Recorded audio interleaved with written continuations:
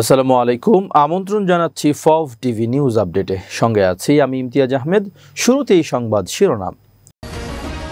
হঠাৎ যমুনায় ৩ বাহিনীর প্রধান, নামছে ৯০,০০০ সেনা। বাংলাদেশের সরকার পরিবর্তন নিয়ে ভারতের নিরাপত্তা উপদেষ্টার বিতর্কিত মন্তব্য। জাকির নায়েককে ধরিয়ে দিতে দিল্লির আহ্বানে যে জবাব দিল ঢাকা। যুক্তরাষ্ট্রের সঙ্গে আলোচনা নাকচ, ইউরেনিয়াম সমৃদ্ধকরণ বন্ধ করবে না তেহরান। ট্রাম্পের চেয়ে বড় অপরাধী ইতিহাসে নেই, মন্তব্য আমেরিকান অভিনেতার। এবার বিস্তারিত।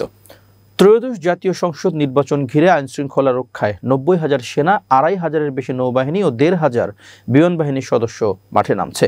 প্রতিটি উপজেলায় এক কোম্পানি সেনা মোতায়েন থাকবে বলেও প্রধান উপদেষ্টার সঙ্গে ৩ বাহিনীর প্রধানের আলোচনা হয়েছে। শনিবার সন্ধ্যায় ৭টায় প্রধান উপদেষ্টার রাষ্ট্রীয় বাসভবন যমুনায় সেনাপ্রধান জেনারেল ওয়াকারুজ্জামান, নৌপ্রধান অ্যাডমিরাল মোহাম্মদ নাজমুল হাসান ও বিমান প্রধান air chief marshal Hasan Mahmud Khan প্রধান উপদেষ্টার সঙ্গে এক বৈঠকে এ আলোচনা হয়। বৈঠকে জাতীয় নিরাপত্তা উপদেষ্টা ডক্টর খলিলুর রহমান উপস্থিত ছিলেন। বৈঠকে আগামী ফেব্রুয়ারির প্রথমার্ধে অনুষ্ঠিতব্য জাতীয় সংসদ নির্বাচনে যেন নিশ্ছিদ্র নিরাপত্তা বজায় থাকে এবং নির্বাচন যেন শান্তিপূর্ণভাবে অনুষ্ঠিত হয় সেই বিষয়ে সব ধরনের প্রস্তুতি নিতে ৩ বাহিনীর প্রধানকে প্রয়োজনীয় নির্দেশনা দেন প্রধান উপদেষ্টা। বৈঠকে জাতীয় নিরাপত্তার পাশাপাশি দেশের আইনশৃঙ্খলা রক্ষায় সামরিক বাহিনীর সদস্যদের কঠোর পরিশ্রমের জন্য সাধুবাদ জানান প্রধান উপদেষ্টা। তিনি বলেন, গত ১৫ মাসে সেনাবাহিনী সহ সব বাহিনীর সদস্যরা দেশের আইনশৃঙ্খলা রক্ষায় অত্যন্ত কঠোর পরিশ্রম করেছে। আসন্ন নির্বাচন যেন নিশ্ছিদ্র নিরাপত্তার চাদরে ঢাকা থাকে সেজন্য ৩ বাহিনীকে প্রয়োজনীয় নির্দেশনা দিয়েছেন প্রধান উপদেষ্টা। প্রধান উপদেষ্টা বলেন, ফেব্রুয়ারির প্রথমার্ধে অনুষ্ঠিতব্য নির্বাচন অবাধ, সুষ্ঠু, নিরপেক্ষ, শান্তিপূর্ণ এবং উৎসবমুখর করতে অন্তর্বর্তী সরকার প্রতিশ্রুতিবদ্ধ। বৈঠকে নির্বাচনের জন্য সামরিক বাহিনী সব ধরনের প্রস্তুতি নেওয়ার বিষয়ে প্রধান উপদেষ্টাকে অবহিত করেছেন ৩ বাহিনীর প্রধান। নির্বাচন ঘিরে আইনশৃঙ্খলা রক্ষায় ৯০,০০০ সেনা সদস্য, ২৫০০-এর বেশি নৌবাহিনীর সদস্য এবং ১৫০০ বিমান বাহিনীর সদস্য মোতায়েন থাকবে। প্রতিটি উপজেলায় এক কোম্পানি সেনা মোতায়েন থাকবে। আজকের বৈঠকে আগামী ২১ নভেম্বর সশস্ত্র বাহিনী দিবসের আয়োজনে প্রধান উপদেষ্টাকে আমন্ত্রণ জানান ৩ বাহিনীর প্রধান। ভারতের জাতীয় নিরাপত্তা উপদেষ্টা অজিত দোভাল বলেছেন, দুর্বল শাসন ব্যবস্থা অনেক সময় একটি দেশের সরকারের পতনের কারণ হয়ে দাঁড়ায়। বাংলাদেশ, নেপাল ও শ্রীলঙ্কা সহ দক্ষিণ এশিয়ার কয়েকটি দেশে আনুষ্ঠানিক উপায়ে সরকার পরিবর্তনের পেছনে এমন দুর্বল প্রশাসনিক কাঠামোর প্রভাব ছিল। শুক্রবার রাষ্ট্রীয় ঐক্য দিবসের অনুষ্ঠানে দেওয়া বক্তব্যে অজিত দোভাল এসব কথা বলেন। খবর এনডিটিভির। অজিত দোভাল বলেন, রাষ্ট্র গঠন ও নিরাপত্তা রক্ষায় কার্যকর শাসন ব্যবস্থা অত্যন্ত গুরুত্বপূর্ণ। এটি শুধু রাষ্ট্রকে তার লক্ষ্য পূরণে সাহায্য করে না, সাধারণ মানুষের আকাঙ্ক্ষাও পূরণ করে। তিনি বলেন, আজকের প্রশাসনের বড় চ্যালেঞ্জ হলো সাধারণ মানুষকে সন্তুষ্ট রাখা। সাধারণ মানুষ আগের চেয়ে অনেক বেশি সচেতন, উচ্চাকাঙ্ক্ষী এবং রাষ্ট্রের কাছ থেকে আরও বেশি প্রত্যাশা রাখে। তাই রাষ্ট্রেরও তার সন্তুষ্টির প্রতি খেয়াল রাখতে হবে। ভারতের জাতীয় নিরাপত্তা উপদেষ্টা আরও বলেন, একটি জাতির শক্তি নিহিত থাকে তার শাসন ব্যবস্থায়। সরকার যখন প্রতিষ্ঠানগুলোর মাধ্যমে কাজ করে তখন জাতি গঠনের সবচেয়ে গুরুত্বপূর্ণ ভূমিকা পালন করেন সেই ব্যক্তিরা যারা এসব প্রতিষ্ঠান তৈরি ও লালন করেন। প্রধানমন্ত্রী নরেন্দ্র মোদীর শাসন মডেলের প্রশংসা করে দোভাল বলেন, ভারত এখন এক নতুন কক্ষপথে প্রবেশ করেছে, নতুন ধরনের শাসন ব্যবস্থা, সমাজ কাঠামো ও বৈশ্বিক অবস্থানে। বর্তমান সরকার প্রশাসনিক দুর্নীতি দমনে যে প্রাতিষ্ঠানিক পরিবর্তন এনেছে তা গভীর প্রভাব ফেলছে। সামনে আরও পদক্ষেপ আসতে পারে। ভালো শাসনের অংশ হিসেবে নারীর সুরক্ষা, সমতা ও ক্ষমতায়নের উপর গুরুত্ব আরোপ করে দোভাল বলেন, নারীর ক্ষমতায়ন আধুনিক শাসন ব্যবস্থার অপরিহার্য অংশ। শুধু ভালো আইন বা কাঠামো থাকলেই হবে না, এগুলো কার্যকরভাবে বাস্তবায়ন করাই সবচেয়ে জরুরি।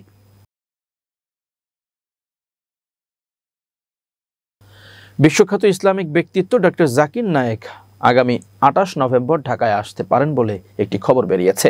জানা গেছে, বাংলাদেশের 2 দিনের সফরে এসে একটি দাতব্য অনুষ্ঠানে অংশ নেওয়ার কথা আছে তার। কিন্তু জাকির নায়েক ঢাকায় এলে তাকে যেন গ্রেপ্তার করে বাংলাদেশ সরকার দিল্লির হাতে তুলে দেয় সেজন্য আহ্বান জানিয়েছেন ভারতের পররাষ্ট্র মন্ত্রণালয়ের মুখপাত্র রণধীর জয়সওয়াল। ভারতীয় পররাষ্ট্র মন্ত্রণালয়ের এই আহ্বান বাংলাদেশ সরকারের নজরেও এসেছে। এ নিয়ে গণমাধ্যমে মুখ খুলেছেন বাংলাদেশের পররাষ্ট্র মন্ত্রণালয়ের মুখপাত্র এস.এম. মাহবুবুল আলম। শনিবার 1 নভেম্বর তিনি গণমাধ্যমকে বলেন, ভারতের পররাষ্ট্র মন্ত্রণালয়ের মুখপাত্র একজন বিশিষ্ট ইসলামিক স্কলার বা ধর্মীয় ব্যক্তিত্বের সম্ভাব্য বাংলাদেশ সফর প্রসঙ্গে যে মন্তব্য করেছেন তা আমাদের নজরে এসেছে। পররাষ্ট্র মন্ত্রণালয়ের মুখপাত্র এস.এম. মাহবুবুল আলম আরও বলেন, আমরাও বিশ্বাস করি যে কোনো দেশের অন্য দেশের অভিযুক্ত বা পলাতক ব্যক্তিকে আশ্রয় দেওয়া উচিত নয়। এর আগে গত বৃহস্পতিবার ভারতের পররাষ্ট্র মন্ত্রণালয়ের নিয়মিত প্রেস ব্রিফিংয়ে মুখপাত্র রণধীর জয়সওয়াল সাংবাদিকদের এক প্রশ্নের জবাবে বলেন, ভারত আশা করে জাকির নায়েক ঢাকা সফরে এলে তার বিরুদ্ধে বাংলাদেশ সরকার যথাযথ পদক্ষেপ নেবে এবং ভারতের নিরাপত্তা সংক্রান্ত উদ্বেগ দূর করবে।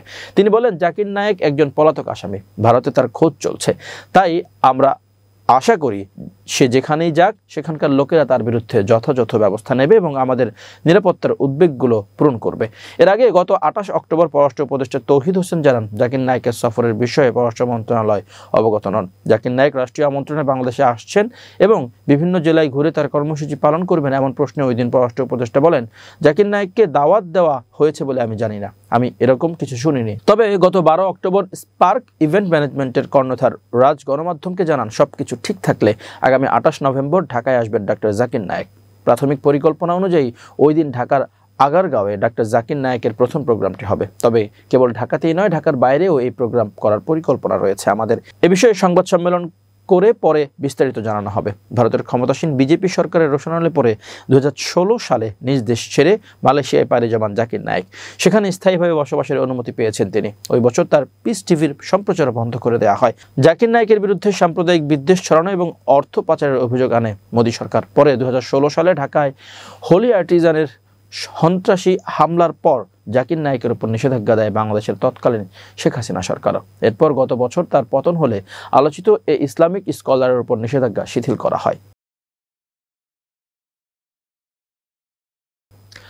ঢাকাই সিনেমার একসময়ের জনপ্রিয় জুটি সালমান শাহ ও শাবনূর।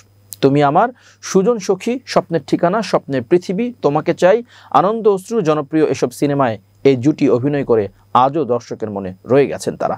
এই জুটি একসঙ্গে 14টি সিনেমায় অভিনয় করেন। এত বছর পরও এই জুটির দর্শকপ্রিয়তা এখনও অমলিন। সালমান শাহর মৃত্যুর পর তার মরদেহ শেষবারের মতো দেখতে যাননি শাবনূর। এ নিয়ে নানা সময় প্রশ্ন ওঠে, কিন্তু সেই প্রশ্নের এক একজন এক একভাবে দেন। আসলে কেন শাবনূর দেখতে যাননি, এই বিষয়টি স্পষ্ট করেছেন অভিনেত্রী ডলি জহুর। এক সাক্ষাৎকারে ডলি জহুর জানান, সেদিন তিনি ছিলেন শাবনূরের বাসায়। শাবনূরের বাড়ির টেলিফোন আসা, ফোন কলে জানতে পারেন সালমান মারা গেছেন। সেদিনের কথা বলতে গিয়ে ডলি জহুর বললেন, আমরা যারা একসঙ্গে শুটিং করেছিলাম, যারা মেকআপ নিয়েছিলাম, তাদের সবার স্ক্রিন অ্যালার্জি হয়েছিল। আমার তো মুখ, কিন্তু শাবনূরের গলার কাছে যেহেতু খোলা থাকে সেখানেও মেকআপ নিতে হয়, তাই ওর অ্যালার্জিটা অনেক বেশি।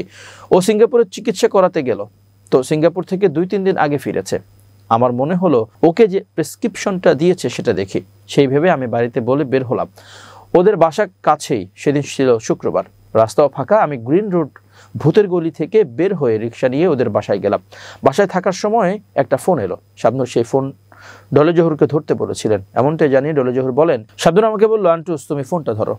ও আমাকে আন্টি না বলে আন্টুস বলে, আর ও ল্যান্ড ফোন ধরে না। একটা ছেলে ফোন দিয়ে ওপাশ থেকে জিজ্ঞেস করলো, কে, ভাবি নাকি? ফোন দিয়েছে মণ্ডল নামে একজন ডিরেক্টর। সে আমার গলা শুনেই চিনে ফেলেছে। আসলে তখন আমরা এমনই ছিলাম, গলা শুনেই চিনে ফেলতাম। মণ্ডল বললেন, ভাবি আপনি জানেন সালমানকে হলি ফ্যামিলিতে নিয়ে আসছে, ও অ্যাক্সিডেন্ট করেছে। আমি এখনই পরিচালক সমিতিতে যাচ্ছি খোঁজ নিতে। অবাক হলাম। আমি বললাম, তুই আমাকে গিয়ে এক্ষুনি জানা। ডলি জহুর বললেন, শাবনূর পাশ থেকে শুনে বলল, কি হয়েছে? ওকে বললাম, সালমান নাকি অ্যাক্সিডেন্ট করেছে। সে শুনে বলল, না, ও কেন অ্যাক্সিডেন্ট করবে? এরপর মণ্ডল নয়, ফোন করলো দিলু ভাই। আমি কণ্ঠ শুনে চিনে ফেললাম। বললাম, আমি ডলি জহুর বলছি। দিলু ভাই বললেন, ও ভাবি আপনি ওখানে, শুনছেন নাকি? আমি বললাম, হ্যাঁ শুনলাম। কি খবর বলেন তো? উনি বললেন, খবর বেশি ভালো না, হলি ফ্যামিলি রাখে নাই, ঢাকা মেডিকেলে নিয়ে যাচ্ছি। আমি বললাম, ও আচ্ছা, আমাকে জানায়েন ভাই। এবার আন্তর্জাতিক প্রসঙ্গ। ইরানের পররাষ্ট্রমন্ত্রী আব্বাস আরাকচি জানিয়েছেন, তেহরান যুক্তরাষ্ট্রের সঙ্গে পরমাণু বা ক্ষেপণাস্ত্র কর্মসূচি নিয়ে সরাসরি আলোচনায় যেতে চায় না। তিনি স্পষ্টভাবে বলেছেন, ইসলামী প্রজাতন্ত্র কখনোই ইউরেনিয়াম সমৃদ্ধকরণের ক্ষমতা ত্যাগ করবে না। এক প্রতিবেদনে এই খবর দিয়েছে টাইমস অফ ইসরায়েল। কাতার ভিত্তিক সংবাদ মাধ্যম আল জাজিরাকে দেওয়া এক সাক্ষাৎকারে আরাকচি বলেন, আমরা আমাদের ক্ষেপণাস্ত্র কর্মসূচি নিয়ে আলোচনা করব না। কোনো বুদ্ধিমান রাষ্ট্র নিজেকে নিরস্ত্র করে না। আমরা ইউরেনিয়াম সমৃদ্ধকরণ বন্ধ করতে পারি না, যা যুদ্ধের মাধ্যমে সম্ভব নয়, তা রাজনীতিতেও সম্ভব নয়। যুক্তরাষ্ট্রের সঙ্গে সরাসরি আলোচনার ইচ্ছা নেই, তবে পরোক্ষ আলোচনার মাধ্যমে সমঝোতায় পৌঁছানো সম্ভব। ইরানের পররাষ্ট্রমন্ত্রী আরও বলেন, তেহরান পরমাণু কর্মসূচি নিয়ে আন্তর্জাতিক উদ্বেগ দূর করতে আলোচনায় প্রস্তুত এবং তাদের কর্মসূচি শান্তিপূর্ণ সম্পূর্ণ শান্তিপূর্ণ একটি ন্যায্য চুক্তি সম্ভব, তবে ওয়াশিংটন যে শর্তগুলো দিয়েছে তা অগ্রহণযোগ্য ও অবাস্তব বলেন তিনি। ইসরায়েল ও যুক্তরাষ্ট্রের সাম্প্রতিক হামলায় ক্ষতিগ্রস্ত ইরানের পরমাণু স্থাপনাগুলোর প্রসঙ্গ টেনে আরাকচি বলেন, বোমা হামলায় ধ্বংসস্তূপের নিচেই পরমাণু উপকরণ রয়ে গেছে, সেগুলো কোথাও সরানো হয়নি। ক্ষয়ক্ষতি হলেও প্রযুক্তি অক্ষত রয়েছে। তিনি আরও সতর্ক করেন, তেহরান সব ধরনের পরিস্থিতির জন্য প্রস্তুত এবং ইসরায়েলের সম্ভাব্য আগ্রাসী আচরণের জন্য প্রস্তুতি রয়েছে। মার্কিন অভিনেতা হ্যারিসন ফোর্ড জলবায়ু পরিবর্তনের বিষয়ে অবহেলার জন্য মার্কিন প্রেসিডেন্টকে তিরস্কার করেছেন। তিনি বলেছেন, আমি ইতিহাসে ট্রাম্পের চেয়ে বড় অপরাধীকে চিনি না। তার আচরণ আমার হৃদয় ভেঙে দিয়েছে। শিকাগোর ফিল্ড মিউজিয়ামে পরিবেশ সুরক্ষা পুরস্কার গ্রহণের আগে ব্রিটিশ দৈনিক গার্ডিয়ানকে দেয়া সাক্ষাৎকারে ফোর্ড বলেন, ট্রাম্প অজ্ঞতা ও নির্বুদ্ধিতার সাথে জলবায়ু পরিবর্তনের বাস্তবতাকে উপেক্ষা করছেন এবং আগের সরকারের পরিবেশ নীতি ধ্বংস করে দিয়েছেন। ফোর্ড বলেন, ট্রাম্পের কোনো নীতি নেই, তিনি নিজের খেয়াল খুশি মতো চলেন, আর সেটাই আমাকে ভয় পাইয়ে দেয়। অজ্ঞতা, অহংকার, মিথ্যা, বিশ্বাসঘাতকতা সব মিলিয়ে তিনি জানেন যে তিনি কেবল বর্তমান ব্যবস্থার এক হাতিয়ার, যে শুধু টাকাই কামাচ্ছে, অথচ পৃথিবী ধীরে ধীরে নরকে যাচ্ছে। আমি ইতিহাসে তার চেয়ে বড় অপরাধী দেখিনি। স্টার ওয়ার্স ও ইন্ডিয়ানা জোন্স খ্যাত এই অভিনেতা ট্রাম্পের সমালোচনা করে আরও বলেন, তিনি নিজের অবস্থান হারাচ্ছেন, কারণ যা বলেন সবই মিথ্যা। আমি নিশ্চিত আমরা জলবায়ু পরিবর্তনের প্রভাব কমাতে পারব যদি আচরণ বদলাই, নতুন প্রযুক্তি উন্নয়ন করি এবং বাস্তব পদক্ষেপ নেই। তবে এজন্য রাজনৈতিক সদিচ্ছা ও নতুন সমাধান খোঁজার মানসিকতা দরকার। ৮৩ বছর বয়সী এই অভিনেতা আরও বলেন, আমি এখন অনেক কিছুতেই আমেরিকা নিয়ে হতাশ। ট্রাম্প আমাদের 4 বছরের জন্য একে অপরের বিপক্ষে দাঁড় করিয়ে দিয়েছে, অথচ বিশ্বের একনায়ক আর স্বৈরশাসকদের বুকে টেনে নিয়েছেন। আমাদের আমেরিকাকে আবার মহান করার দরকার নেই, আমাদের দরকার আবার একসাথে কাজ করা। আমাদের এমন একজন প্রেসিডেন্টের প্রয়োজন যে আমাদের সকলের জন্য আবার কাজ করবে। গত মাসে জাতিসংঘে ট্রাম্প দাবি করেছিলেন, জলবায়ু পরিবর্তন হলো বিশ্বের সবচেয়ে বড় প্রতারণা।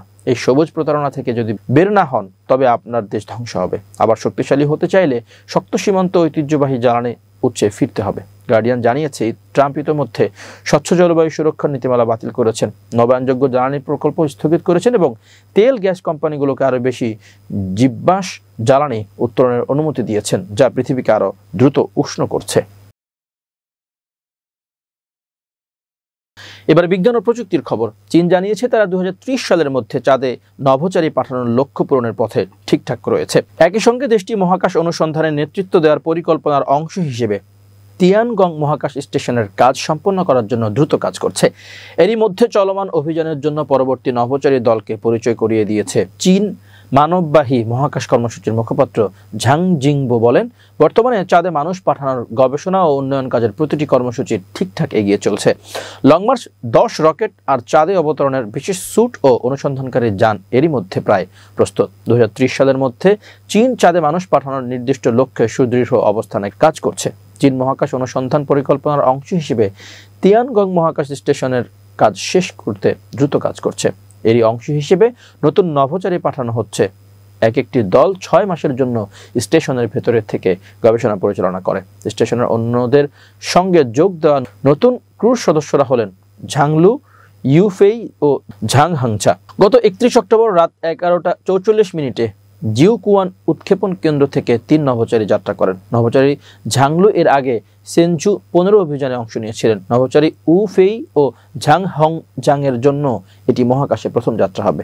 এই যাত্রায় নভোচারী তাদের সঙ্গে 2টি পুরুষ ও 2টি স্ত্রী সহ 4টি ইঁদুরও নিয়ে যাবেন। তারা প্রাণীর উপর ওজনহীনতা ও সীমাবদ্ধ পরিবেশে থাকার প্রভাব নিয়ে গবেষণা করবে। চীনের মহাকাশ কর্মসূচির সঙ্গে পিপলস লিবারেশন আর্মির সরাসরি যোগসূত্রের কারণে যুক্তরাষ্ট্র চীনকে আন্তর্জাতিক মহাকাশ স্টেশন থেকে বাদ দেওয়ার পর চীন তিয়ানগং স্টেশন তৈরির জন্য কাজ করছে। এই স্টেশন ভবিষ্যতে চাঁদের চীনা নভোচারী ও মানুষের ক্যাম্প তৈরির জন্য গুরুত্বপূর্ণ ভূমিকা রাখবে। চীন অনেকটা একাই নিজের মতো করে মহাকাশ অনুসন্ধানে কাজ করছে। অন্যদিকে নাসার সহযোগিতায় যুক্তরাষ্ট্র বিভিন্ন দেশকে একসঙ্গে নিয়ে চন্দ্র বিজয়ের কাজ করছে। 2030 এর দশকে চীন ও যুক্তরাষ্ট্রের মধ্যে মহাকাশ নিয়ে অনেক প্রতিযোগিতামূলক ঘটনা দেখা যাবে বলে বিশ্লেষকরা মনে করেন। এবার খেলার খবর। ক্যাম্প নিয়ে সবশেষ চ্যাম্পিয়ন্স লিগ ফাইনাল হয়েছিল 1999 সালে। সে ম্যাচে বায়ার্ন মিউনিখকে 2-1 গোলে হারিয়েছিল ম্যানচেস্টার ইউনাইটেড। 30 বছর পর ফের এই মাঠে হতে পারে ইউরোপ সেরার লড়াই। অবশ্য আলোচনায় আছে লন্ডনের ওয়েম্বলি স্টেডিয়ামও।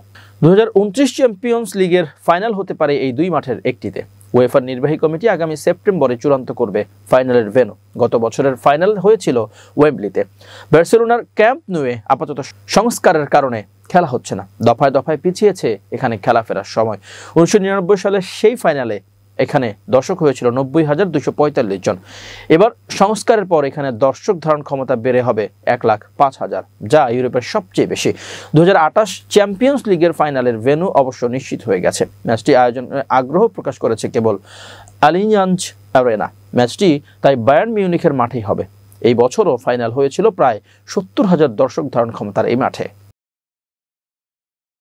প্রিয় দর্শক, শেষ করছি ফফ টিভি নিউজ আপডেট। আজ এই পর্যন্তই। ভিন্ন খবর নিয়ে দেখা হবে আগামীকাল রাত 8টায়। নিজেকে আপডেট রাখতে সাবস্ক্রাইব করুন চ্যানেলটি। নিয়মিত লাইক, কমেন্ট ও শেয়ার করে ছড়িয়ে দিন সর্বত্র। সুস্থ থাকুন, নিরাপদে থাকুন। আল্লাহ হাফেজ।